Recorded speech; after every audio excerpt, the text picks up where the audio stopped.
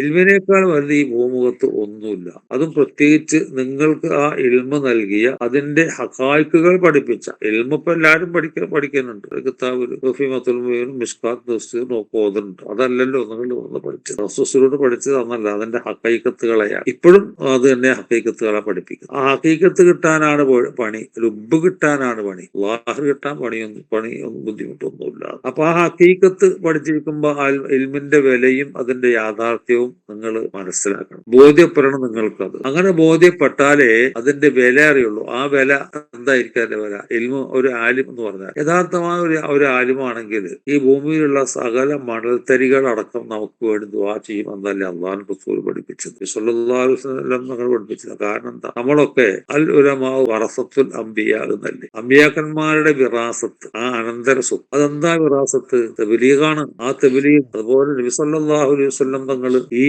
ദീനിനെ നിലനിർത്താൻ എന്തൊക്കെ ത്യാഗം സഹിച്ചു, അതുപോലെ നമ്മൾ ത്യാഗം സഹിക്കണ്ടേ? അതുപോലെ നമ്മുടെ ആലിമീങ്ങൾ എന്തൊക്കെ ത്യാഗം സഹിച്ചു, നമ്മുടെ നേതാക്കൾ എന്തൊക്കെ ത്യാഗം സഹിച്ചു. എന്നിട്ട് അവർ ഇപ്പോഴും ആ ദീനിന് വേണ്ടി പോരാടിക്കൊണ്ടിരിക്കുകയല്ലേ? നമ്മുടെ ബഹുമാന്യനായ ദീർഘായുസ് കൊടുക്കട്ടെ, ആഫിയത്തുള്ള ദീർഘായുസ് നൽകട്ടെ. ഇനിയും കുറെ നാൾ നമ്മൾ എതിർത്ത് അങ്ങനത്തെ നിരവധി മഹാന്മാർ ഇവിടെ എന്തെല്ലാം ത്യാഗം സഹിച്ച.